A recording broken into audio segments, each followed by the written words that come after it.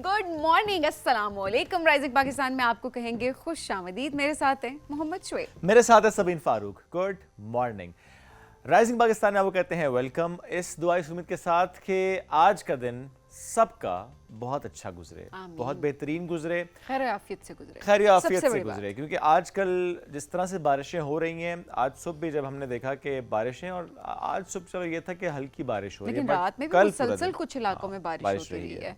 Absolutely कल जो ज़मीन बारिश रही है, अगर हम उसकी बात करें, जिस बारिश ने खासी तबाही मचाई है, बहुत से इलाके ऐसे, बहुत सी सोसाइटीज़ ऐसी, बहुत से एरियाज़ ऐसे जहाँ पर पानी का बहाव बहुत तेज़ था, बहुत से ऐसे नाले जहाँ पर अगर किसी वजह से उसका रास्ता रोका गया है, किसी कंस्ट्रक्शन की वजह से, किसी वजह से, तो वहाँ पर भी हमने पानी का एक ऐसा बहाव देखा, ऐसा रेला देखा जिसकी वजह से खासी तबाही हुई। और बहुत सी ऐसी वीडियोस हमारे सामने हैं जिस पे वाकई बहुत दुख, बहुत तकलीफ भी हुई। सो आज हमने सोचा हम इस पर बात भी ज़रूर करेंगे।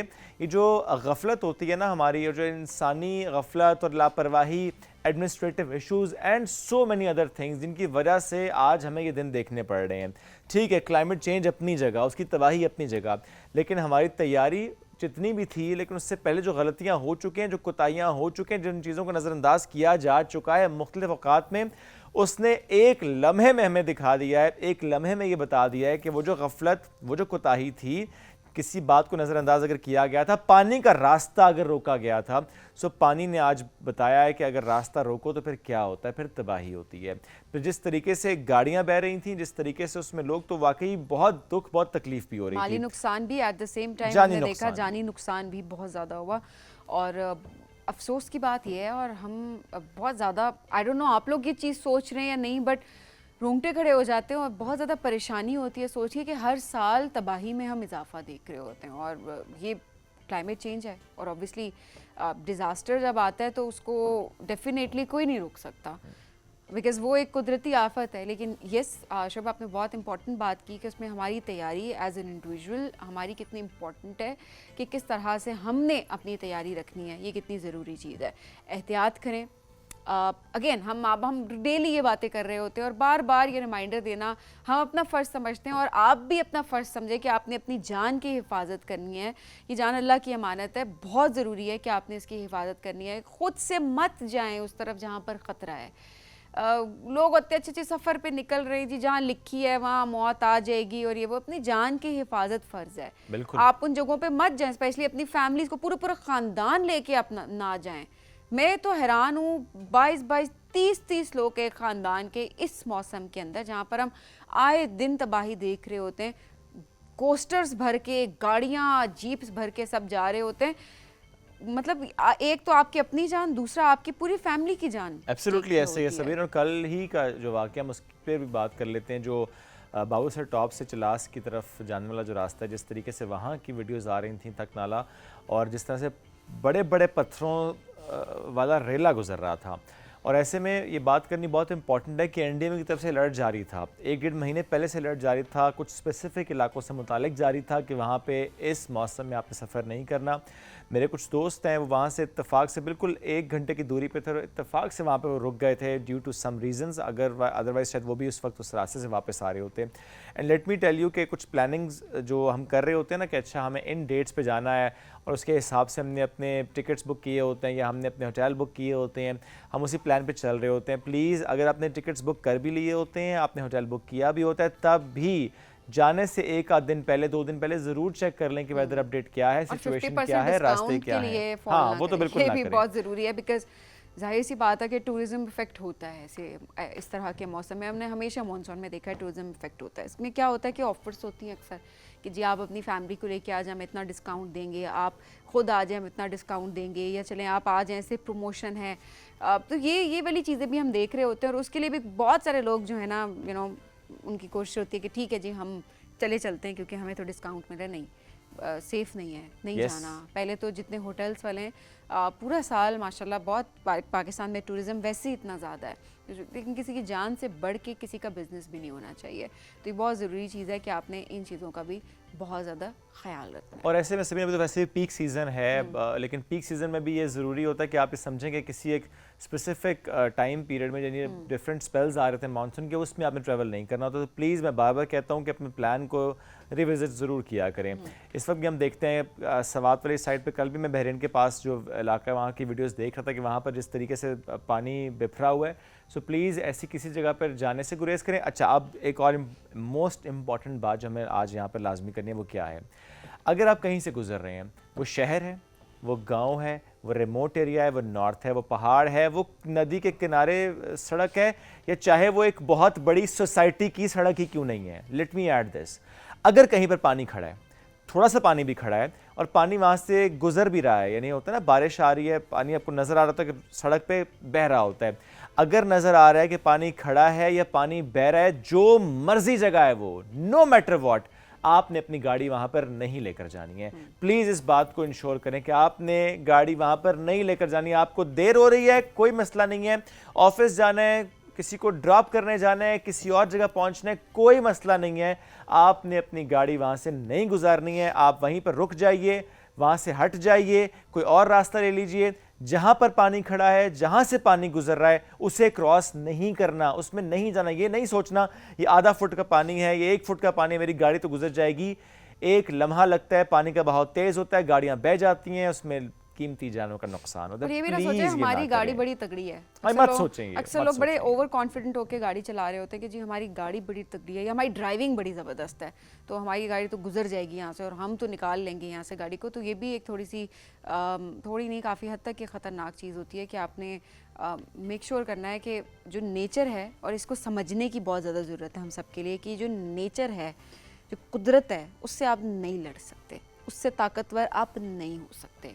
नो मैटर व्हाट, आपकी गाड़ी अच्छी है, आपकी ड्राइविंग अच्छी है, आपका इलाका अच्छा है, जितने भी रीजंस हैं, आप जो मर्जी सोच लें, आप नेचर को बीट नहीं कर सकते। कुदरत कुदरत है और आपने उसके अगेंस्ट नहीं जाना। जहाँ पे आप नेचर के अगेंस्ट जाएंगे तो फिर नेचर आपके साथ वो करेगी, और वो कर रही है, नेचर वो कर रही है। आई डोंट नो हमने कब सीखना सरीन, बहुत सी वीडियोस हम देख चुके हैं जहां पर पानी सड़क के ऊपर से गुजर रहा होता है, आप ये समझते हैं गाड़ी गुजर जाएगी, गाड़ी गुजरते गुजरते आधे ही रास्ते में बह जाती है। सो प्लीज़ ये मत करें। आज हम इस पे ओपनिंग में तो बात की है, सो की है, लेकिन हम आज इस पर डिटेल से इस अंदाज में बात भी करेंगे कि कहाँ पर किस अंदाज से गलतियाँ हुई हैं, इसमें कौन से की फैक्टर्स इन्वॉल्व हैं, जिसमें दरख्तों की कटाई भी है, जिसमें अर्बनाइजेशन भी है, जिसमें सोसाइटीज़ जिस तरीके से तामीर हो रही हैं, इन सब पर बात करेंगे कि अब हमें क्या करना है। चूँकि ज़ाहिर है पॉपुलेशन की जब हम बात करें, पॉपुलेशन एक्सप्लोजन है पाकिस्तान में, at the same time Pakistan is a water stressed country, कभी पानी बिल्कुल नहीं है और कभी इतना पानी कि हमें संभालने को समझ नहीं आ रही कैसे संभालें।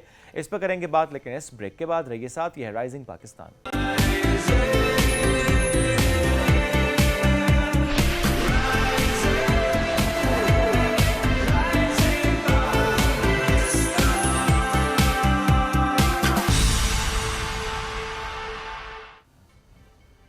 Welcome back. राइजिंग पाकिस्तान में एक बार फिर कहते हैं खुश आमदीद। और जिस तरह आज हमने प्रोग्राम के आगाज़ में बात की, जो क्लाइमेट चेंज, उसका इम्पैक्ट और फिर जो इंसानी गफलत लापरवाही, उस पर हम आज बात कर रहे थे।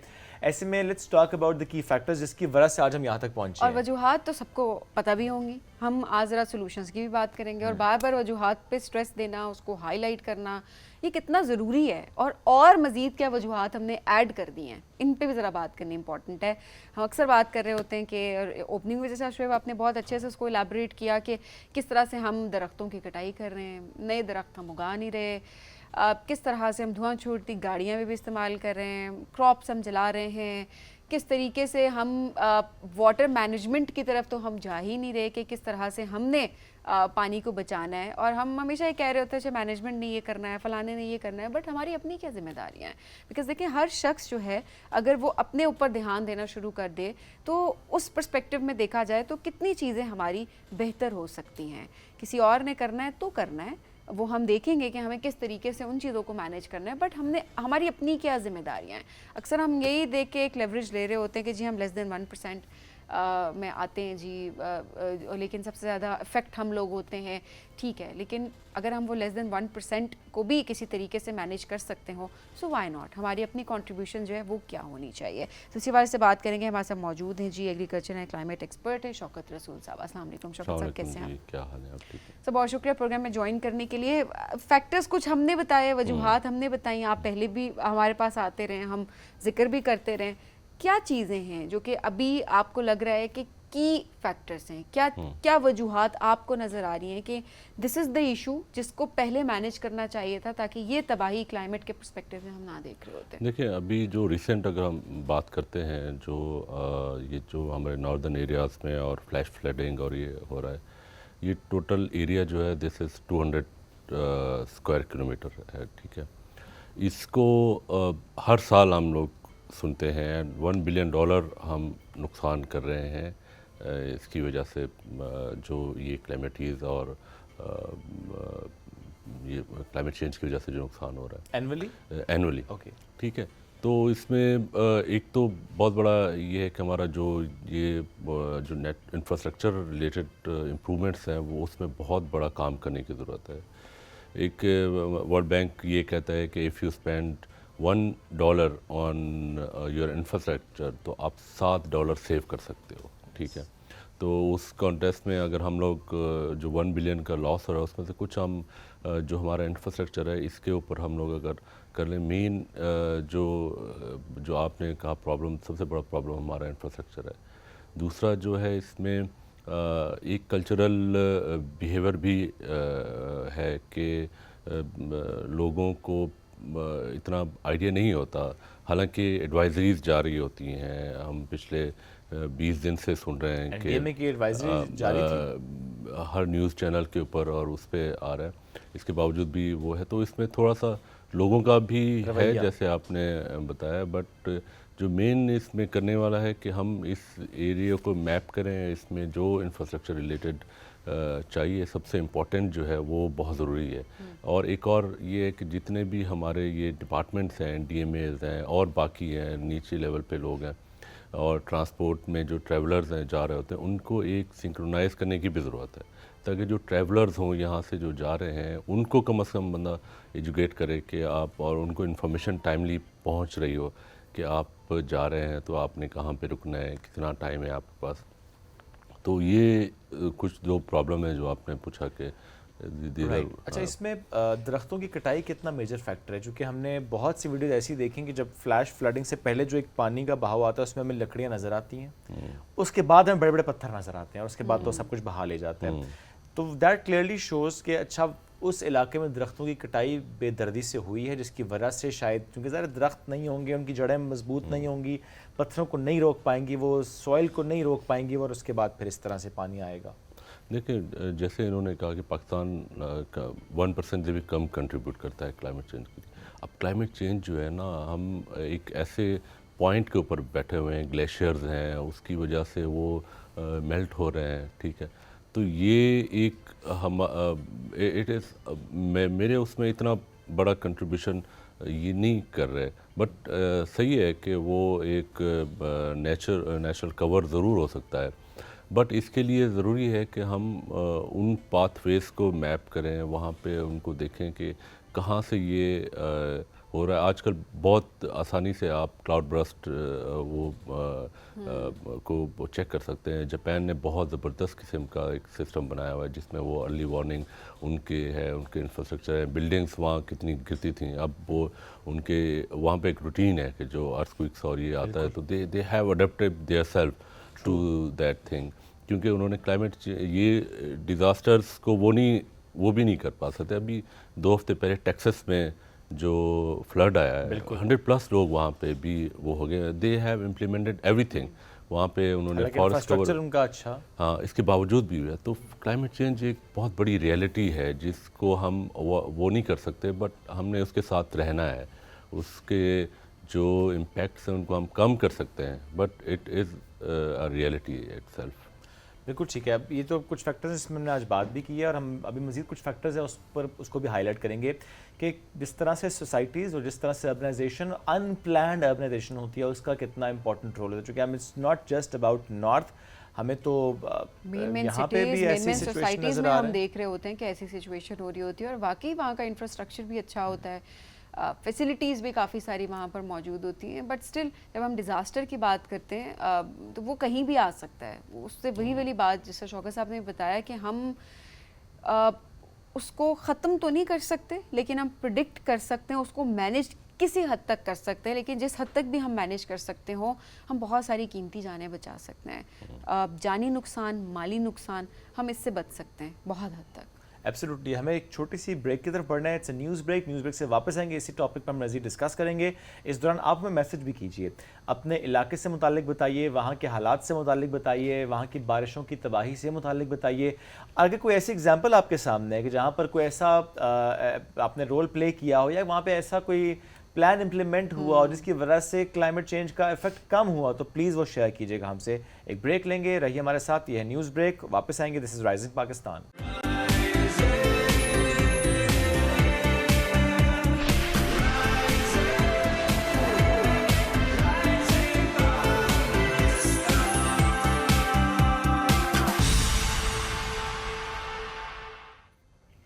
वेलकम बैक जी। राइजिंग पाकिस्तान में आपको कहेंगे खुश आमदीद। क्लाइमेट चेंज जिसकी आज हम बात कर रहे हैं, मौसम जो तबाही मचा रहा है, इसमें हमारी क्या कंट्रीब्यूशन है, हमने क्या गलत किया, इस पर तो हमने डिस्कशन की ब्रेक से पहले। बट ज़रा सॉल्यूशंस की बात करते हैं। क्या हल है अभी हमारे पास, क्या करना चाहिए? इंडिविजुअल कैपेसिटी में हम क्या कर सकते हैं, प्राइवेट सेक्टर क्या कर सकता है, गवर्नमेंट क्या कर सकती है, कैसे चीज़ों को बेहतरी की तरफ ले जाया जा सकता है? तो आज इस हवाले से हम बात करेंगे और ज़रा ग्लोबल प्रैक्टिसेस को भी थोड़ा आज डिस्कस करने की कोशिश करते हैं कि जो बाकी ममालिक हैं वहाँ पर, क्योंकि क्लाइमेट चेंज जो है वो ग्लोबल इशू है, सो वो किस तरह से इसको केटर कर रहे हैं, किस तरह से डिज़ास्टर मैनेजमेंट की तरफ वो जा रहे हैं। तो आज ज़रा इन फैक्टर्स को डिस्कस करने की हम कोशिश करेंगे। शौकत रसूल साहब हमारे साथ मौजूद हैं।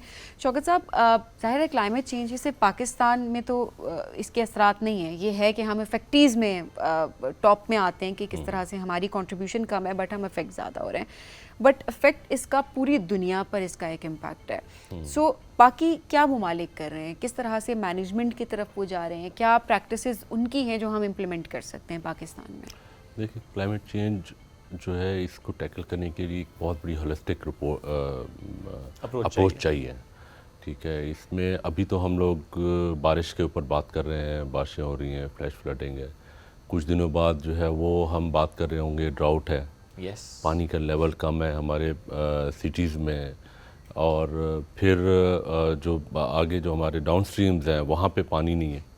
तो एक बहुत बड़ी होलिस्टिक अप्रोच हमें उसकी ज़रूरत है, जिसमें कि आपका जैसे हमने ऑलरेडी डिस्कस किया कि इफ़ वी कैन स्पेंड ₹1 हम अगर स्पेंड करते हैं तो 7 उसका मल्टीपल 7 जो है हम सेव कर सकते हैं।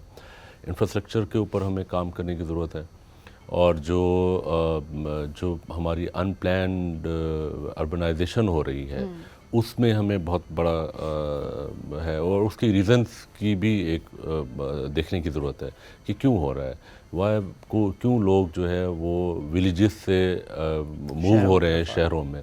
विलेजेस में जैसे कि लोगों के घर होते हैं, वो सदियों से उन्होंने बनाए ऐसे हुए हैं कि क्लाइमेट फ्रेंडली वो स्ट्रक्चर है, मतलब हम उसको अडॉप्ट कर सकते हैं। ठीक है, इसी तरह जो ग्लोबल प्रैक्टिसेस में है, अब मैंने जैसे बात की नीदरलैंड्स में, उन्होंने 1992 में या 90 में उनके पास जो फ्लड आया था, तो उन्होंने उसको एक बहुत बड़ा प्रोजेक्ट उसके ऊपर डिज़ाइन किया कि जो रिवर का जितना भी बेल्ट था फ्रॉम स्टार्ट टू एंड तक, उन्होंने उसको एक पाथ दिया, वहाँ पे बारिशों के दिनों में वो जगह उसको दी, और जो वो स्ट्रीम्स उन्होंने डेवलप की वहाँ पे उन्होंने क्या किया कि उसको जब बारिशें नहीं हो रही होती तो they converted them into public parks. लोग वहाँ पे वो कर सकते हैं, बट वो स्पेसेस उन्होंने अपने कंट्रोल में रखी कि जब रिवर का फ्लो ज़्यादा हो, जब ये इस तरह की फ्लैश फ्लडिंग हो, तो it can move through that वो तो इसी तरह जापान जो कर रहा है, दे हैव उनके पास अर्ली वार्निंग का बहुत ज़बरदस्त सिस्टम है, वो एआई को यूज़ कर रहे हैं। हम लोग भी टेक्नोलॉजी को यूज़ कर सकते हैं यहाँ पे, जो जैसे कि हमारा ये अर्बन एरियाज़ हैं, इनमें हम लोग जो ट्रैवल परमिट्स हैं उनके साथ कोई ऐप एक बना दें, जिसके लिए मैंडेटरी हो गई यार आप ऐप है। अब जो सऊदी अरेबिया में जब आप हज के दिनों में जो वो मैनेज कर रहे होते हैं, उसमें वो भी इसको अब यूज़ कर रहे होते हैं। आप गए होंगे, आपको पता है वो ऐप का ज़रूरी होता है, जिसमें आपको गाइडेंस मिल रही होती है कहाँ है। और यहाँ से जो हमारे लोग जो मोबाइल नहीं यूज़ करते, वहाँ जाके उनके लिए ज़रूरी है कि वो ऐप को यूज़ करना है। तो वो इस तरह की जो प्रैक्टिसेस हैं, वो उनको हम ये technology, infrastructure and public awareness, ये बहुत ज़रूरी है कि अब लोगों को बताना है कि आपने जो है अब इसके साथ रहना है। जो हमारे नॉर्थ के लोग हैं या जो डाउन स्ट्रीम में जो लोग हैं, उनको ये पता होगा यार ये रिवर बेल्ट है, इसमें हमने कोई इंफ्रास्ट्रक्चर नहीं बनानी, इसमें कोई हमने बिल्डिंग्स नहीं बनानी, इसमें कोई हमने इस तरह का वो नहीं करना कि जो कि उसको रिवर के फ्लो को रोके या जो ये इसमें और ये तो हमने देखा भी सर, आज से 3 साल पहले जो कलाम सवात वाली जगह हमने जो देखा, जिस तरह से वहाँ पे जो होटल्स की तामीर हुई भी थी, जिसने रास्ता रोका हुआ था उस दरिया का, कैसे उस दरिया ने तबाही मचाई थी।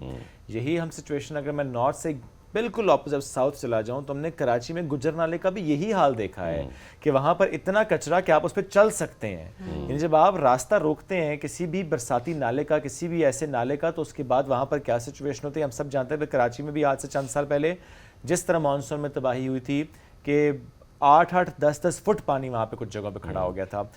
ये देखें, नॉर्थ एंड साउथ एक्सट्रीम, लेकिन वहाँ पे सिचुएशन एक जैसी है। फिर अगर हम इस्लामाबाद की बात करें, यहाँ पर भी बहुत सी सोसाइटीज़ ऐसी तामीर हुई हैं कि जिसमें बहुत से नाले ऐसे जिनका रास्ता रोका गया है, जिनका जो एक रास्ता होना चाहिए था वो रास्ता नहीं दिया गया, और उसके बाद तबाही हुई है। सो ये सादी सी बात ये है कि अगर इंक्रोचमेंट ना हो, चूँकि town planning it's very important, लेकिन again from north to south जहाँ जहाँ पे तामीरात हो रही हैं, अगर किसी जगह पे आप ऐसी तामीरात करेंगे जो नहीं होनी चाहिए, रास्ता रुकेगा तो उसके बाद तबाही होगी। टाउन प्लानिंग करते हुए फिर इसका मतलब है बहुत ज़्यादा एक तो ख्याल भी रखना है, प्लस ये जो एनओसीज जारी होते हैं किसी भी जगह की तामीर के हवाले से, किसी भी जगह को लेकर, उस पर थोड़े ज़्यादा चेक एंड बैलेंस की ज़रूरत है। अच्छा, इसमें जो एक चीज़ मैं इससे थोड़ा सा डिसएग्री भी करूँगा कि जो हमारा रावलपिंडी और इस्लामाबाद और ये जो पोठोहार प्लेटू है, इसका वो ही टेरेन ऐसा है कि थोड़ी सी बारिश होगी तो ये आप ये पानी लेकिन 4 साल पहले तक ऐसा नहीं था। नहीं, देखें उस वक्त इस तरह का रेनफॉल भी हमने ऑब्जर्व नहीं किया। ठीक है, अब जो हम ऑब्जर्व कर रहे हैं, इंटेंसिटी ज़्यादा है इस मरतबा। अच्छा, इसमें अगर आप एनुअल रेनफॉल देखते हैं तो वो आपको लगता है कि ऐसा है, बट हम जब टाइम देखते हैं कि 1 घंटे में आपका वो पूरे 1 महीने के 2 महीने का बारिश हो गया, तो वो उसने ऐसे ही और सर इस बार तो अर्ली मॉनसून भी तो है ना, तो हाँ, एक ड्यूरेशन भी तो बढ़ गई है ना। ड्यूरेशन भी बढ़ गई है। दूसरा ये, अच्छा ये पैटर्न जो है ना, ये अब हर साल चेंज होंगे, कभी ये कम हो जाएगा, कभी ज़्यादा होगा। क्योंकि लास्ट ईयर हमने देखा कि हम यही कह रहे थे कि बारिशें ही नहीं हो रही, बहुत कम बारिशों की तादाद थी लास्ट ईयर की अगर बात की जाए। तो जो आप का वो है ना, उसमें हमें जो अर्बन प्लानिंग है, इसमें हमने जो अभी रीजंस के ऊपर मैं आ रहा था कि हमें रीजन देखना है कि क्यों अर्बन एरियाज़ में ज़रूरत पड़ रही है कि वो है। तो हम जैसे हमारा थोड़ा सा इकोनॉमिक वो है, पैटर्न है कि एग्रीकल्चर में कुछ चीज़ें, क्योंकि जैसे मैंने कहा ना, हॉलिस्टिक अप्रोच चाहिए। हर सेक्टर जो है एक दूसरे को कम्प्लीमेंट कर रहा होता है। हम 80% जो है वो we are the agriculture country, ठीक है। अब एग्रीकल्चर में जो हमारी जो उसमें जो थोड़ा बहुत चेंजेस करने की ज़रूरत है, जिससे उनके लाइवलीहुड बढ़े। अब उनको ज़रूरत नहीं है कि वो आए इधर, यहाँ पे प्रेशर बिल्ड होता है, आपको जाहिर सी बात है एक डिमांड क्रिएट होती है, हमारा एग्रीकल्चर का सेक्टर भी डिस्टर्ब होता है। लोगों को रहने की जगह चाहिए, तो वो फिर इससे एक मशरूम ग्रोथ शुरू हो जाती है। तो इसमें हमें ये देखना है कि ये इसका रूट कॉज जो है ना, देखें हमेशा कोई भी प्रॉब्लम होता है तो आप प्रॉब्लम को शॉर्ट टर्म तो वो कर सकते हैं, but long term planning root cause के ऊपर जाना है कि रूट कॉज क्या है। रूट कॉज सबसे यही है कि हमारा जो एक कम्प्लीमेंट करता है एक सेक्टर दूसरे सेक्टर को, आपने जो वीट के फार्मर्स हैं, if they are not getting good money, और बाकी उसमें उनको थोड़ा सा ये लग रहा है कि यार agriculture this is the reason कि वो लोग वहाँ पे रह रहे हैं ना। अगर उनको समझ आएगी कि यार वो उनको वहाँ पे कुछ नहीं मिल रहा, तो obviously they will switch to the urban areas. यानी मिनिमम सपोर्ट प्राइस भी बेहतर करने की ज़रूरत है।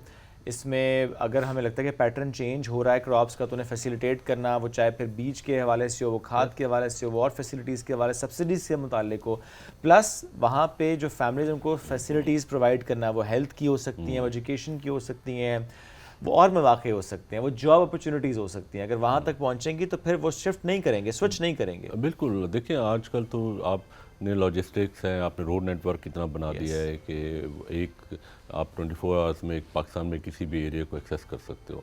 तो किसी को भी अननेसेसरी मेरा नहीं ख्याल कि कोई मूव करना चाहेगा। रीज़न ये है कि हम उनको सपोर्ट दें, उनको एम्पावर करें, जो लेटेस्ट ट्रेंड्स हैं, जो लेटेस्ट टेक्नोलॉजी है, वो उनको हम दें कि यार आप इसको यूज़ करें, क्वालिटी ऑफ लाइफ भी बढ़े, और वो नवाकी फिर ना शिफ्ट करें, ना स्विच करें। बट अच्छा, इसमें एक तो फैक्टर ये हो गया कि जिसमें अब हम गांव देहातों की बात कर रहे हैं, लेकिन ये जो फिर मैं अर्बनाइजेशन पे आऊँगा, पूरी दुनिया में सर अर्बनाइजेशन ज़ाहिर हुई है, क्या पाकिस्तान में कोई अलग अंदाज से हुई है कि हमने ज़्यादा इस पे फिर सफ़र किया है?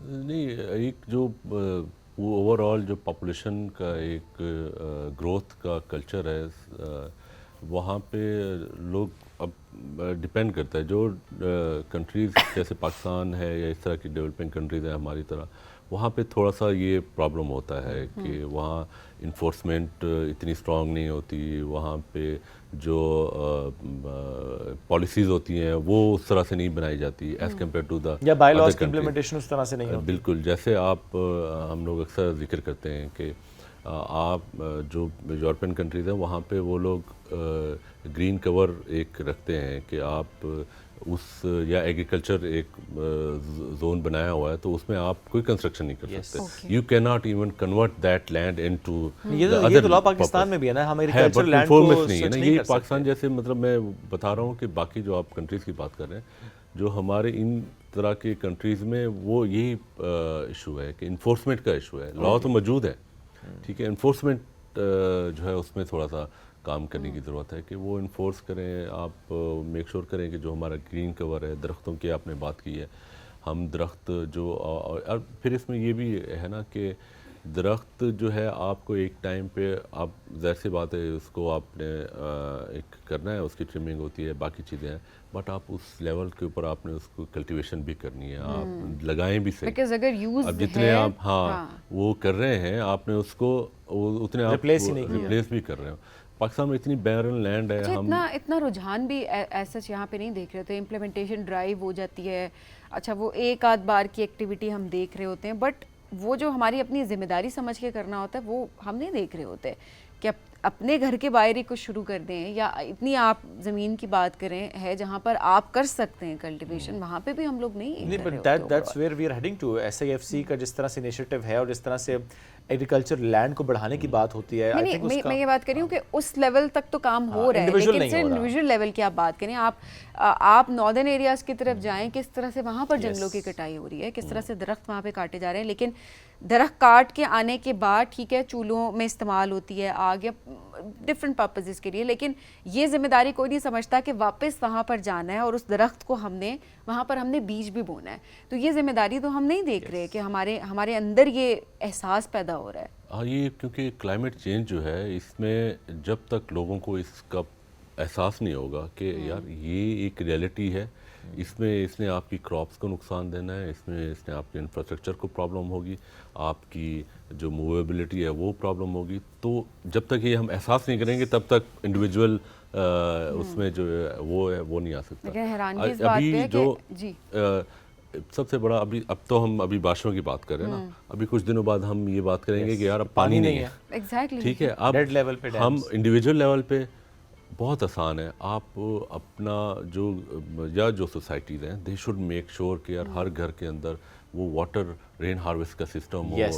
वहाँ पे बोर अंदर पानी जा रहा हो ताकि वो Ground यूज ना water करें, replace बट हो। ग्राउंड वाटर जो है एक्सपेंसिव इज वेल कि हम Yes. कहें कि अच्छा इसमें बड़े इस पे सोच की बात है, सिर्फ एक पाइप आपने फिट कराना है बिल्कुल। और नीचे आपने टैंक रखना है और व्हाटसोएवर जैसे भी है, तो वो उस लिहाज से वो इतना कोई एक्सपेंसिव किस्म का एक प्रोसीजर भी नहीं है कि हम कहें कि अच्छा इस पे तो लाखों लग जाने और ये तो बड़े मसले, कुछ हज़ारों की बात है जो कि वैसे ही खर्च कर दिए जाते हैं। हाँ। तो उसमें कितना ज़रूरी है कि आप एक प्रोसेस से आप उसको करवा लें।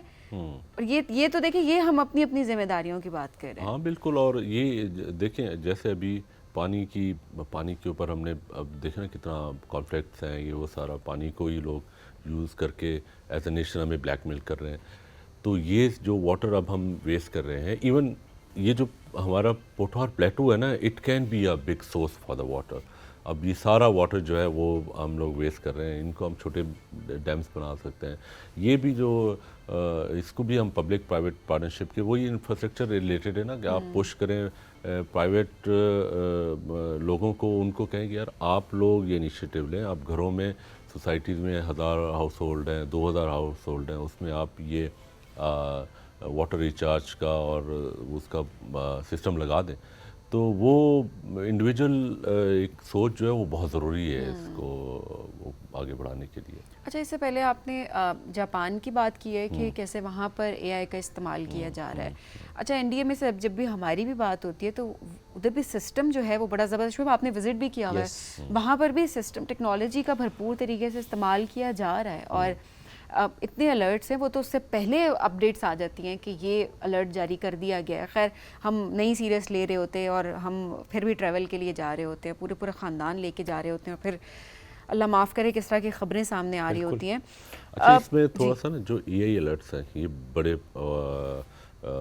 आपने जैसे बताया एनडीए में काम कर रहा है, मगर इसको एक आम जो हमारा लोग हैं उनके ऊपर पहुंचाने की ज़रूरत है।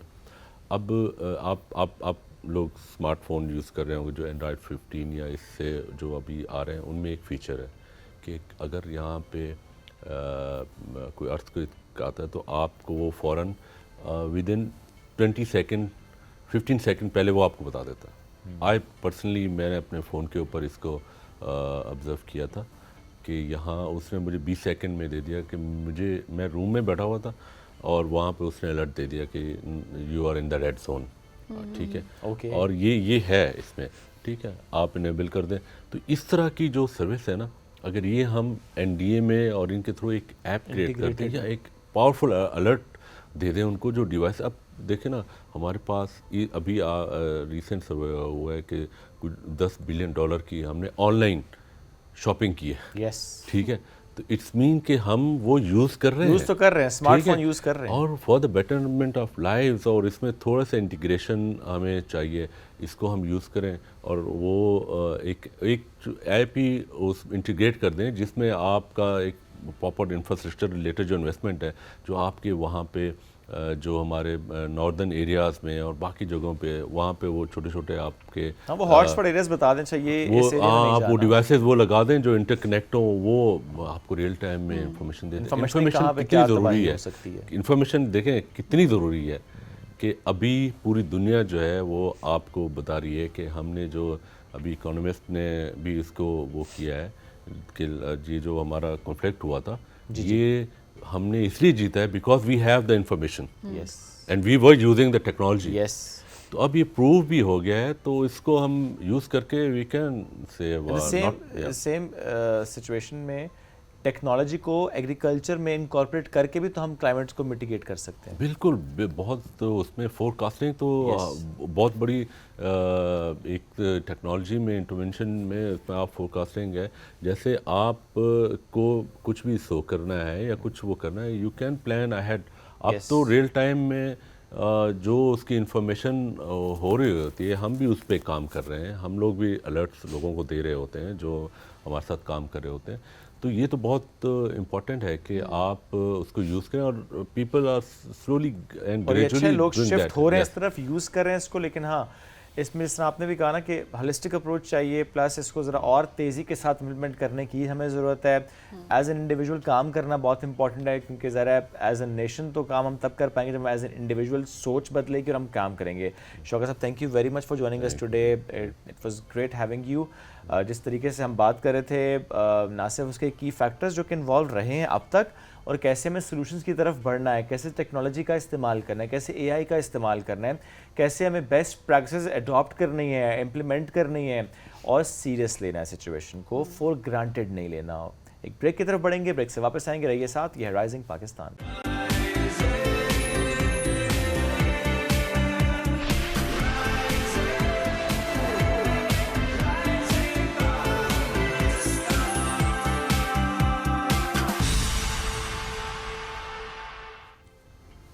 Welcome back. राइजिंग पाकिस्तान में एक बार फिर कहते हैं वेलकम। आ चुके हैं हमें मैसेजेस जो कि आपने हमें भेजे थे। पहला मैसेज सबीना आप ही पढ़ेंगे। शोएब, बहुत सारे लोग गिले कर रहे होते हैं कि आप मैसेज नहीं पढ़ते, हम मैसेज भेज रहे होते हैं, बिकॉज हमारे सेगमेंट्स ही ऐसे चल रहे होते हैं, बैक टू बैक के मौका नहीं होता। आज हमने कहा कि आप लोगों के मैसेज ज़रूर शामिल करेंगे, और लेकिन आज से हम ये प्रैक्टिस करेंगे कि डेली हम आपके मैसेजेस कुछ ना कुछ हों, हम ज़रूर शेयर करें। तो नहीं, we will try our best ना, इनकरेज करते हैं सबको कि हम मैसेज ना पहला मैसेज पढ़ो। हम करेंगे जी। अच्छा जी, पहले मैसेज की तरफ। कितनी क्या जल्दी है आपकी, ट्रेन भाग रही है। मेरे पास मैसेज, मुझे वो पढ़ने की जल्दी है। मुझे ये समझ आ रही है कुछ ना कुछ शरारती इनके पास मौजूद है जिसकी इन्हें बहुत जल्दी है कि मैसेज में पढ़ें।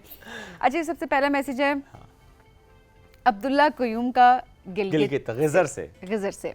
अच्छा, अब्दुल्ला कहते हैं मैं आपसे एक रिक्वेस्ट करना चाहता हूं कि आप अपने प्रोग्राम में किसी फोटोग्राफर को बुलाएं, एक अच्छी सी तस्वीर कैसे ली जा सकती है ताकि वो बताएं कि बेस्ट टेक्निक्स और बेस्ट एंगल्स कौन से होते हैं।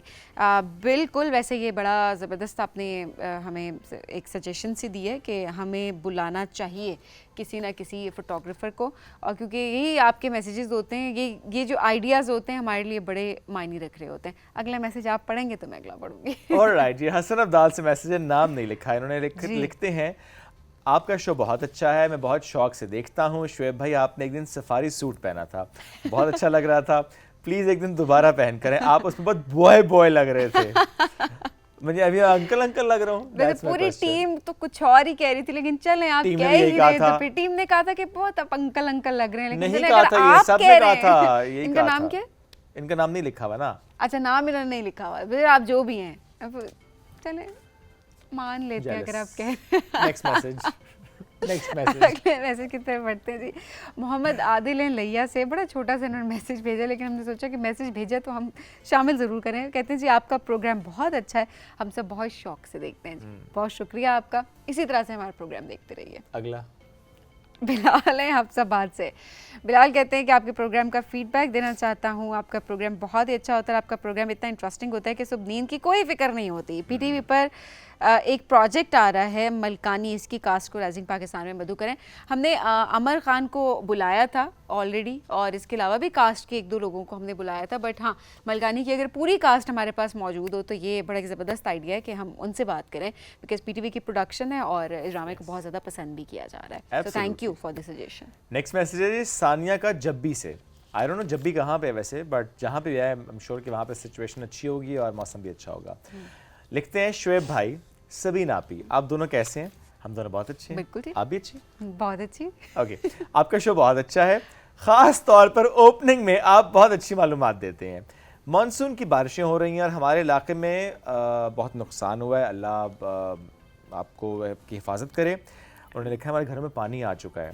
ऑलराइट, और इस हवाले से आपने प्रोग्राम में बात की, हमें एहतियाती तदाबीर भी बताई हैं जो कि हमारे लिए बहुत मुफीद होती हैं। थैंक यू वेरी मच, अल्लाह आपको महफूज रखे जी। जहाँ जहाँ पे बारिशों की तबाही है वहाँ पे स्पेशली हम ये बात कर रहे हैं कि बस बहुत ज़्यादा एहतियात करें प्लीज़। बिल्कुल जी। अदनान ने हमें मैसेज भेजा है जी फैसलाबाद से। अदनान कहते हैं अस्सलाम वालेकुम जी। वालेकुम सलाम। आप कैसे हैं? बिल्कुल ठीक है। फैसलाबाद से जुगत तो कोई भी नहीं आई, मैं वैसे एक्सपेक्ट कर रही थी कि जुगत आएगी लेकिन नहीं आई भी, चलें इट्स ओके। वो कहते हैं जी आपका जो मॉर्निंग शो है ये हमारा पूरा घर बहुत शौक से देखता है। जुगन आपी का शो, राइजिंग पाकिस्तान और वीकेंड एट होम हम बहुत शौक से देखते हैं। वो प्रोग्राम से जिनसे हम बहुत सी मालूमात हासिल करते हैं। सोशल मीडिया इन्फ्लुएंसर तलहा से मिलकर हमें बहुत ज़्यादा खुशी हुई है। उसकी तमाम वीडियोस हम बहुत शौक से देखते हैं जी। बहुत शुक्रिया पहले तो हमारे प्रोग्राम्स पसंद करने के लिए, और तलहा से मिलकर हमें खुद बहुत अच्छा लगा। और रिसेंटली तलहा की प्राइम मिनिस्टर साहब से भी मुलाकात हुई है, उन्होंने भी उसको बहुत ज़्यादा अप्रिशिएट किया है। सो ये बड़ी अच्छी बात है जी, हमारे यंग टैलेंट उसको रिकग्निशन भी मिल रही है, और हमारा यंग टैलेंट जो है वो इस तरह से आप लोगों के दिलों में भी जगह बना रहा है। एब्सोल्युटली। और वो मुलाकात के बाद उन्होंने एक और वीडियो भी बनाई है। अच्छा। और वो उन्होंने बनाई है वकास और अली के साथ। वकास और अली भी हमारे मेहमान बन चुके हैं, और तीनों ने मिलकर एक वीडियो बनाई जिसमें वो बताते हैं कि तलहा कहते हैं पहले मेरा ऑर्डर लो क्योंकि मैं वज़ीर आज़म से मिलकर आया हूँ। तो वो अब उनके ज़रा ठाट बाट ज़रा अब तो ज़्यादा हो गया जी वज़ीर आज़म से मिलकर। अच्छा, ये जो इन्फ्लुएंसर्स की कोलैबोरेशन है ये भी कितनी ज़रूरी है। अच्छा, इस पर भी हम बात करेंगे, एक सेगमेंट हम ज़रूर रखेंगे, बिकॉज जब आपके 3-4 इन्फ्लुएंसर्स आपके फेवरेट हैं तो वो 3-4 इन्फ्लुएंसर्स जब मिलकर एक कंटेंट क्रिएट कर रहे होते हैं तो लोग ज़्यादा उसको पसंद भी करते हैं। लेकिन उसमें कन्फ्यूजन हो जाती है। समटाइम्स कन्फ्यूजन होती है, समटाइम्स कन्फ्यूजन क्लियर होती है। जैसे अली और वकास को हमारे सेट पे इकट्ठे देख के बहुत से लोगों ने कहा हैं आप दोनों अलग अलग हैं।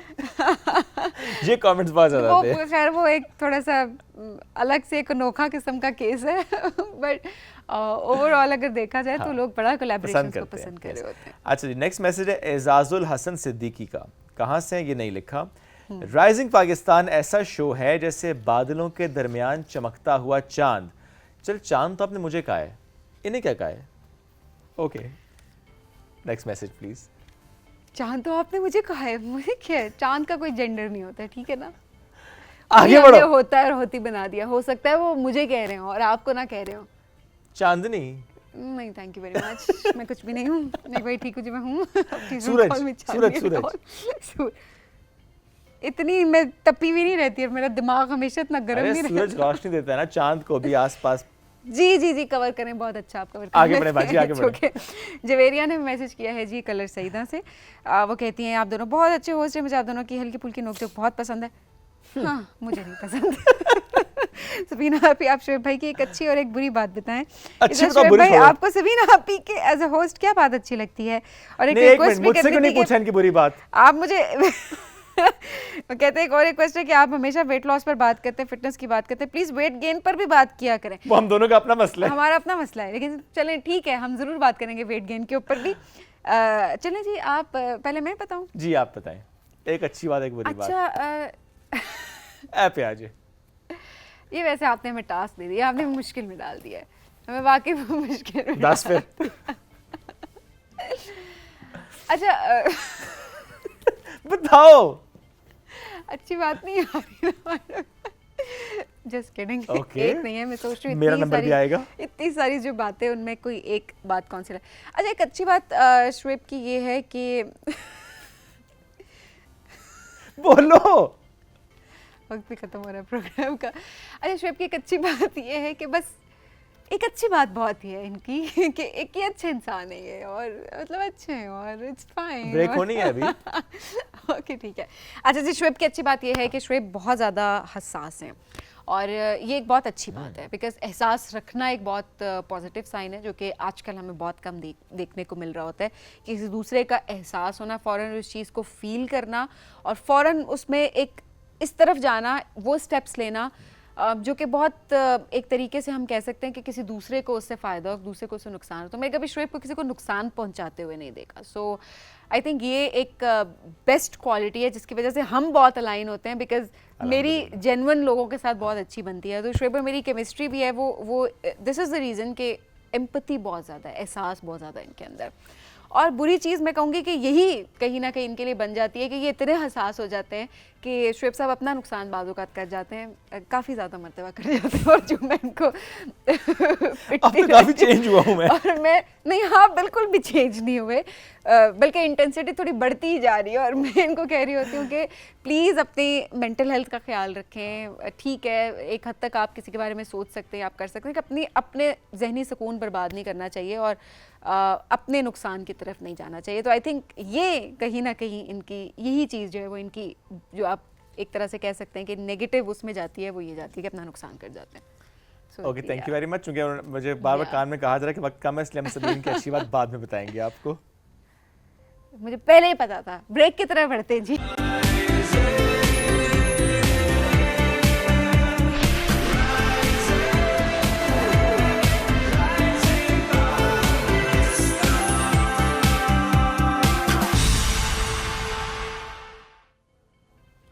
वेलकम बैक जी। राइजिंग पाकिस्तान में आपको कहेंगे खुश आमदीद। और आज ज़रा बात करेंगे तालीम की। और अच्छा, तालीम की बात से मुझे याद आया, कोई रिज़ल्ट भी आए हैं आजकल। मैं हंस इसलिए रही हूँ क्योंकि हर घर की अगर बात की जाए तो वहाँ पर कुछ ना कुछ जो है वो चल ज़रूर रहा है, बट एनी हाउ या रिजल्ट आ चुके हैं या रिजल्ट आ रहे हैं। मुझे अपना रिजल्ट का वक्त याद आ गया। मुझे भाई शुएब के जो फेस एक्सप्रेशंस थे, मुझे यही ख्याल आ रहा था कि इनको कोई अपना वक्त कहीं ना कहीं याद आ रहा है कि मेरा रिजल्ट अच्छा 2 दिन पहले नींद नहीं आ रही होती थी। खैर, अभी जो रिजल्ट आए हैं, जिन लोगों के अच्छे नंबर आए, जिन बच्चों के, उनको बहुत बहुत मुबारकबाद। जिनके अच्छे नंबर नहीं भी आए, इट्स परफेक्टली फाइन, कोई मसला नहीं है। आपके पास हमेशा सेकंड चांस होता है और आप उसको अच्छे से आप इंप्रूव कर सकते हैं। आप नेक्स्ट अपनी क्लास में उसको अच्छे तरीके से आगे प्लान कर सकते हैं। और मार्क्स मैटर नहीं करते। आई रिपीट, आपकी स्किल्स, आपने कितना नॉलेज गेन किया है, वो ज़्यादा मैटर कर रहा होता है। लेकिन आज भी हम देखें हमारे एजुकेशन सिस्टम में, स्पेशली हमारे घर के अंदर बात की जाए तो ये होता है कौन सी पोजीशन है, अच्छा फर्स्ट नहीं आई, अच्छा इतने % मार्क्स नहीं आए, ऐसा क्यों हो गया। चाहे बच्चे ने रट्टा लगाया हो, बच्चे ने कुछ सीखा ही ना हो, वो रोज़ स्कूल जाता हो, लेकिन इस चीज़ पे कोई फोकस नहीं कर रहा होता। बस ये देख रहा होता हमारा बच्चा जो है ना वो रट्टा रटाया जो है पेपर अटेम्प्ट करने के बाद, और जो है उसने इतने नंबर, इतनी पोजीशन ले लिया, इतने नंबर ले लिए, क्योंकि हमें ख़ानदान की बहुत फ़िक्र होती है। खैर, ज़रा इस सिस्टम पे भी हम ज़रूर बात करेंगे आज के कितना ज़रूरी है कि ये नंबर गेम से हम निकलें, कि नंबर इतने आने चाहिए और किस तरह से हम अपना माइंडसेट चेंज कर सकते हैं। एट द सेम टाइम आज के जो हमारे मेहमान हैं उनकी अपनी भी एक जर्नी है और बड़ी ज़बरदस्त उनकी जर्नी है जी। यंगेस्ट एजुकेशनिस्ट हैं वो, और एट द सेम टाइम बहुत सारे प्रोजेक्ट्स वो रन कर रही हैं, किस तरह से तालीम पे फोकस कर रही हैं। तो आज इसको हम डिस्कस करने की कोशिश करेंगे। एब्सोल्युटली। कंवल बिजोर ने हमें ज्वाइन किया है, सिंध से आपका ताल्लुक है, टंडो आदम से, और आपने इस्लामाबाद में तालीमी इदारे की बुनियाद भी रखी है। इसके साथ साथ जो आपकी फ़र्म है, आपकी जो जिस तरीके से आप काम करें, उसमें कंसल्टेंसी भी है, उसमें गाइडेंस भी है, उसमें कैरियर काउंसलिंग भी है। तो क्या वो कर रही हैं, इस पर हम उन्हीं से बात करेंगे। कमल, अस्सलाम वालेकुम, कैसी हैं आप? वालेकुम अस्सलाम, थैंक यू वेरी मच। बहुत शुक्रिया ज्वाइन करने के लिए। कमल, ये जो बात है ना कि यंगेस्ट एजुकेशनिस्ट, थोड़ा सा बताएं कि एट दिस एज वाकई इस तरह से आगे बढ़ना, this is an achievement for sure. Okay, thank you very much. First of all आप दोनों का बहुत शुक्रिया मुझे अपने शो में इनवाइट किया।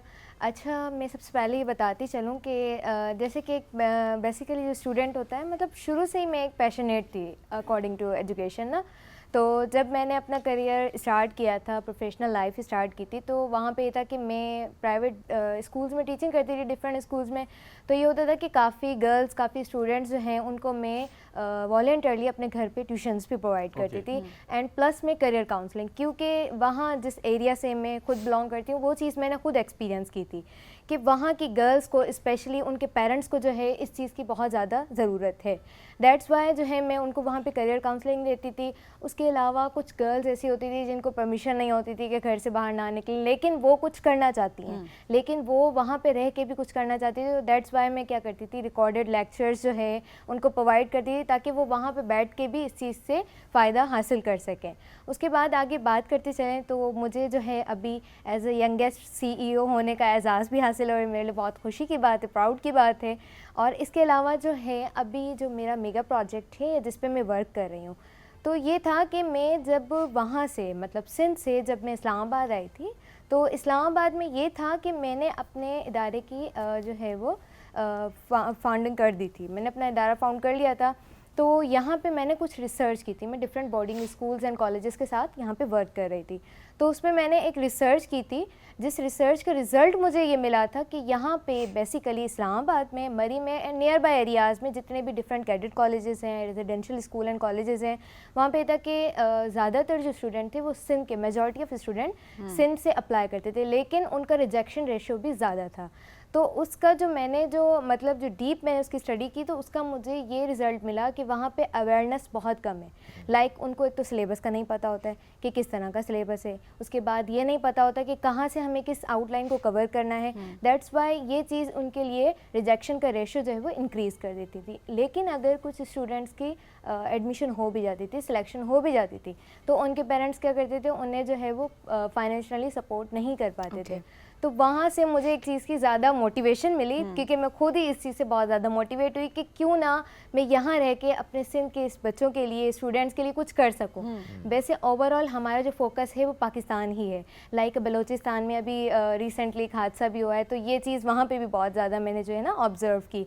उसके अलावा इंटीरियर पंजाब की बात कर लें, KPK साइड की बात कर लें, लेकिन मैंने जो मतलब क्योंकि मैंने ये चीज़ खुद एक्सपीरियंस की थी, मैं भी फ्रॉम एक रूरल एरिया से ही हूँ ना, तो इस चीज़ को मैंने फोकस किया और फिर मैंने ये सोचा कि क्यों ना एक ऐसा इदारा कायम किया जाए जहाँ पे बच्चों को free education with free accommodation दी जाए। सही। मतलब वो रेजिडेंस भी करें और वो एजुकेशन भी हासिल करें। प्लस में ये होता है कि कुछ बच्चे यहाँ से एजुकेशन हासिल करके दोबारा चले जाते हैं, लेकिन दैट्स ज़ीरो।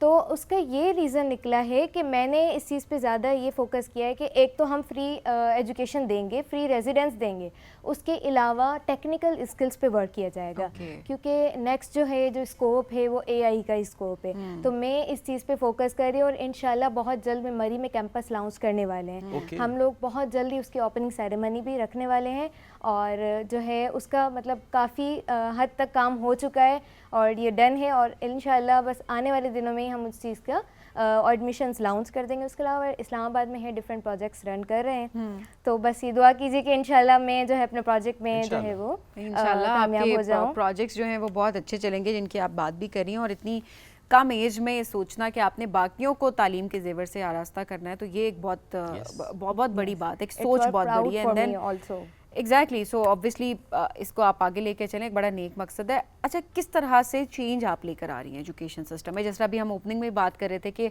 हम तो अभी तक वो नंबर गेम वाली इसमें फंसे हुए हैं। हमारे टीचर्स भी हमें उसी तरह से सिखा रहे होते हैं कि जी लाइक बच्चों का सेक्शन अलग हो गया, जी फलाने इतने नंबर वाले सेक्शन अलग हो गए।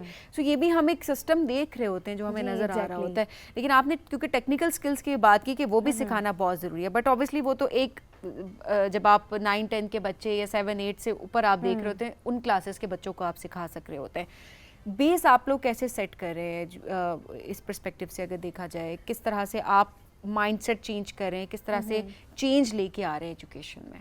अच्छा, सबसे पहले मैं इस बात पे एक बात करती चलूँ, क्योंकि मैंने खुद एक इस तरह का सेशन जो है वो अटेंड किया था। सबसे पहले तो हमारे टीचर्स का अवेयरनेस या उनके पास ये इस चीज़ की गाइडलाइन होना बहुत ज़रूरी है, क्योंकि एक तो टीचर्स ट्रेन नहीं होता है, क्योंकि जब तक टीचर एक प्रॉपर ट्रेन नहीं होगा वो उस चीज़ का कंपैरिजन बच्चों में ट्रांसफ़र करता जाएगा और वो जनरेशन टू जनरेशन ट्रांसफ़र होता जाएगा। और ये आजकल हम बहुत ज़्यादा ऑब्जर्व भी कर रहे हैं कि स्कूल में क्या होता है कि टीचर्स जो है अपना फेवरेट बच्चा उसे बनाती है जिसका हाई स्कोरिंग है। क्यों? लेकिन आप टारगेट उस स्टूडेंट को करें जो वीक है, जो आगे उसके अंदर बहुत ज़्यादा टैलेंट होता है। ये मेरा खुद का पर्सनल एक्सपीरियंस है, क्योंकि मैं भी एज अ टीचर रह चुकी हूँ। तो ये था कि मतलब जो बैक बेंचर्स होते थे, या तो आप एक काम करें, या तो आप एक क्लास की जो है इस तरह से सेटिंग बनाएं कि कोई भी बैक बेंचर ना हो। क्योंकि न्यूली अभी जो मैंने कुछ खुद भी इस बात पे रिसर्च की कि मतलब इस तरह की सिटिंग बना दें कि कोई भी बैक बेंचर ना हो, हर किसी का फोकस हो टीचर पे। कुछ स्कूलों को करते देखा भी छोटी क्लासों में कि वो ऐसे सीट्स लगाते हैं दीवार के साथ बिल्कुल सारे बिल्कुल सामने होते हैं, तो कोई बैक बेंचर नहीं रहता। सबका फोकस होता है और टीचर का भी सब पे फोकस होता है। अब ये होता है कि अब ये चीज़ सबसे पहले टीचर्स में जो है हमें डेवलप करनी है कि टीचर्स के हम ट्रेनिंग सेशन रखें इस तरह से। और जिस तरह से मैं बात करूँ रूरल एरियाज़ की, तो मैंने खुद चीज़ ये एक्सपीरियंस की थी। तो वहाँ पे क्या होता था कि टीचर्स इस चीज़ को ज़्यादा जो है फोकस करते थे, मतलब इस चीज़ पे ज़्यादा होते थे कि ये बच्चा जो है अच्छी फैमिली से है या ये बच्चा जो है अच्छे मार्क्स लेता है, तो ये जो है मेरा फेवरेट स्टूडेंट है। बाकी वो बैक बेंचर, हालांकि टारगेट आपका वो है क्योंकि टैलेंट ज़्यादा उसके अंदर होता है। आपने देखा होगा आइंस्टाइन, अगर हम बात कर लें, क्योंकि आइंस्टाइन स्टडी की तरफ चले जाएँ, तो आइंस्टाइन भी किसी ज़माने में जो फेल ही होता था। और बिल्कुल वो जो ड्रॉप आउट स्टूडेंट था, आपकी वाली बात सही है। तो सबसे पहले हमें जो है वो टीचर्स को ट्रेन करना होगा। दैट्स वाई टीचर जो है वो उस चीज़ को आगे लेके जाएंगे। ट्रेन थे क्या? सॉरी आइंस्टाइन के नहीं, टीचर्स वो ट्रेंड नहीं थे लेकिन मैं एक बात करूँ कि अगर हम चेंज ला सकते हैं तो हमने स्टार्टिंग यहाँ से करनी होगी। हाँ, और अब ये सब लोग ना समझ लेना, क्योंकि हम हमेशा अपने मतलब की बात निकाल रहे होते हैं और फिर हम एक तो ये कि उसको वायरल करना शुरू कर देते हैं, ये बड़ी गलत बात है। और दूसरी बात ये हो जाती है कि उस पे ना रीजनिंग निकालना शुरू कर देते हैं कि अच्छा जी फलाने तो यार, हम बिल्कुल ये नहीं कह रहे कि आप ड्रॉप आउट हो जाएं और एजुकेशन का कोई फायदा नहीं है। नो, एक बात करेंगे, हर बच्चा टैलेंटेड होता है, हर बच्चे पे फोकस इक्वली होना चाहिए और उसकी अपनी स्किल्स होंगी, अपने उसके एप्टीट्यूड होगा, इंटरेस्ट होगा, उसको पॉलिश करना है, निखारना है। और अगर कोई ड्रॉप आउट हो रहा है तो वो अपना भी कसूर है, एट द सेम टाइम वो उस सिस्टम का बहुत ज्यादा कसूर है कि वो आपके अंदर का टैलेंट नहीं निखार पा रहा। एब्सोल्युटली ऐसे। अच्छा, वो जो बच्चों को आप कंसल्टेंसी देते हैं कि किस मुल्क में जाना है, आपने कौन सी डिग्री करनी है, चूंकि हम बहुत से बच्चों को देखते हैं, ख्वाहिश भी उनकी होती है कि किसी और मुल्क में जाए, एक्सपोजर भी डिफरेंट होता है, वहाँ जाएँ, पढ़ें, वहाँ से फिर वापस आएँ यहाँ पर और सर्व कर रहे होते हैं पाकिस्तान में। किन मुल्कों में ज़्यादातर बच्चों को आप भेज रहे हैं और किस एज ब्रैकेट के बच्चों को आप भेज रहे हैं? क्या अंडर ग्रेड प्रोग्राम के बच्चों को आप ज़्यादा केटर कर रहे हैं, क्या कर रहे हैं? अच्छा, मैं सबसे पहले जो हम जिस पे काम कर रहे हैं वो है Malaysia, Turkey and some Europe countries. तो इसमें ये है कि डिफरेंट मतलब अपॉर्चुनिटीज़ होती हैं, लाइक स्कॉलरशिप अनाउंस करती हैं डिफरेंट यूनिवर्सिटीज़ अंडर ग्रेजुएट के लिए, पीएचडी होल्डर्स के लिए, मास्टर्स के लिए। एंड इसके अलावा मतलब मैं ये समझती हूँ कि एक बच्चा जो है अंडर ग्रेजुएट में ही अगर वो एडमिशन ले या फिर वो जाए तो वो बेहतर होता है, क्योंकि उससे जो कम उम्र के स्टूडेंट्स होते हैं उसमें ये होता है कि या तो वो घर से दूर नहीं रह पाते हैं, या कम उम्र के बच्चे कहाँ जाते हैं? वैसे मुश्किल नहीं होता अंडर ग्रेड से भी कम उम्र के बच्चे? जी, मैं वही कह रही हूँ कि वैसे काफ़ी बच्चे ख्वाहिश करते हैं कि हम आफ्टर मैट्रिक ही चले जाएं, और कुछ बच्चों के जैसे होते हैं कि हम जस्ट अर्निंग के लिए या इनकम के लिए जाएं। तो ये 9 to 10th के भी बच्चों को इतने एक्सचेंज प्रोग्राम्स लॉन्च हुए हैं, बड़े मेरे सर्कल में भी लोग गए हुए हैं उन प्रोग्राम्स पे कि 8th क्लास में दे अप्लाई और 9th में वो जाते हैं और 10th में वापस, मतलब 2 years का। हाँ, लेकिन वो तो अच्छा है, वो तो बड़ा अच्छा प्रोग्राम होता है कि आप जाएं, सीखें, वापस आएं। लेकिन वो जो हम बात कर रहे हैं कि पूरा डिग्री के लिए आपने बाहर जाना, उसमें मैं कह रहा था कि वो थोड़ा सा माइंडसेट, अब जो अंडर ग्रेजुएट बच्चा करने जाता है वो अपना एक फ्यूचर रख के जाता है। अब मैट्रिक वाला बच्चा क्या करता है कि वो जाता तो है, लेकिन वो एक तो उसके पास इनकम की सोच होती है, या फिर वो कहता है कि इंटर करके वापस आ जाना है, उसके पास आगे कोई ऑप्शन नहीं होता। लेकिन अंडर ग्रेजुएट वाला स्टूडेंट कम से कम भी 4 years वहाँ होता है, तो उसका माइंडसेट वहीं का बन जाता है। और इसके अलावा जिस मकसद के लिए या जिस एम को वो गोल करके जाता है, उस एम को वो हासिल करके आता है। अदरवाइज़ कुछ स्टूडेंट्स तो ऐसे होते हैं वो नहीं भी आते, वहाँ पे डिफरेंट ट्रेनिंग्स, प्रैक्टिसेस वगैरह करके एक प्रोफेशनल या फिर एक जो है मैं कहती हूँ कि एक्सपीरियंस्ड बंदा बनकर वो फिर रिटर्न होता है।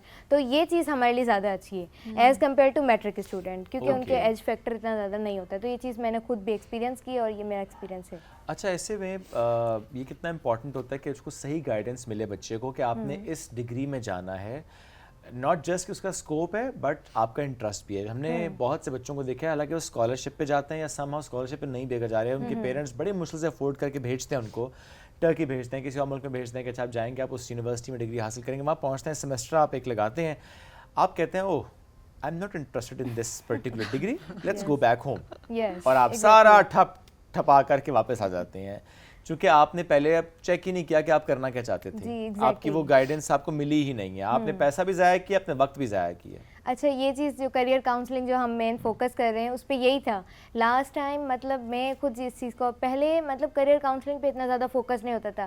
भाई मम्मा ने कह दिया, बाबा ने कह दिया, बाबा चाहते कि मैं डॉक्टर बनूँ, मम्मा चाहती मैं इंजीनियर बनूँ, वो बच्चा अब वहीं पे स्टक हो जाता है कि यार मेरी तो ख्वाहिश है, मैं भी तो कुछ करना चाहता हूँ, मेरे पास भी तो कुछ है ना।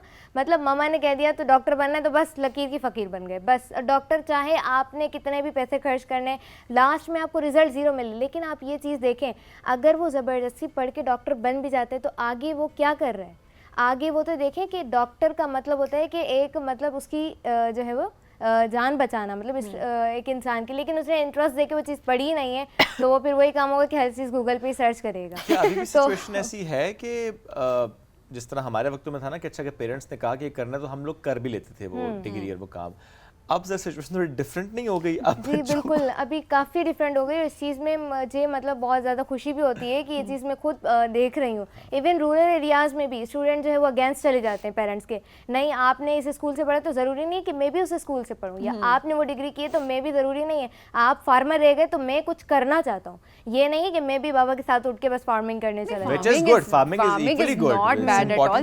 जिसका जो इंटरेस्ट, लेकिन देखिए एक चीज़ एजुकेशन बहुत ज़रूरी है, लेकिन एक बंदा है कि हाँ, पार्ट टाइम जरूर हो फार्मिंग सकता है कर कि ले, वो कहता हो आपके कि लिए जो अच्छा है। प्रैक्टिसेस वालिद साहब की थी वो कहता हो कि नहीं अब मैं इसमें टेक्नोलॉजी क्योंकि इनकॉर्पोरेट उसका करूंगा उसका इंटरेस्ट और बेहतर डिफरेंट करूंगा। है, वो हाँ। उसको बेहतरी की जब तरफ ले वो जाना चाह बाबा रहा की है। सोच पे चलेगा तो वो फिर उतना ही सोच सकते हैं जितना उनके फादर ने सोचा है, लेकिन वो एक एजुकेटेड पर्सन भी हो और पार्ट टाइम फार्मर भी हो, तो फिर उसकी जो सोच होगी ना वो कुछ डिफरेंट टाइप की होगी। और मैं भी फार्मिंग और पढ़ के और बेहतर तौर पे वो करना चाह रहा जी, हूँ, मैं भी और कुछ एग्रीकल्चर में कुछ और भी बेनिफिट्स इनोवेशन लेकर आ सके। जी बिल्कुल। वैसे हमारी जनरेशन तो बहुत पिस नहीं रही है, हम जब छोटे थे तो वो किया जो माँ बाप कहते थे, अब वो करें जो बच्चे कहते नहीं, हैं। हमें हमेशा बताया जाता था कि हम टाटों पे पड़े हुए हैं और हम हाँ, बिल्कुल, इतने exactly। 4 पहाड़ क्रॉस करके और करते थे नदियां ना। नाले और दरख्त नहीं सॉरी दरिया क्रॉस करके हम जो है वो स्कूल जाया करते थे, which is fine because obviously challenges बड़े डिफरेंट होते थे। लेकिन जी। मुझे ये लगता है कि जो जनरेशन गैप है ना ये इतना ज़्यादा है ना कि इसको हमें फिल करने की हमें बहुत ज़्यादा ज़रूरत है, या Yes, फिल नहीं भी हम कर exactly। सकते, इसका अंडरस्टैंडिंग लाने की बहुत ज़रूरत है कि पहले बहुत का ज़्यादा। दौर डिफरेंट था, मुश्किल काम है। अब दौर डिफरेंट है। सो उस दौर के लिहाज से आप इस दौर में कंपैरिजन नहीं कर सकते, बिल्कुल नहीं कर सकते। अब मतलब हर चीज़ बदल चुकी है, डिमांड्स डिफरेंट हैं,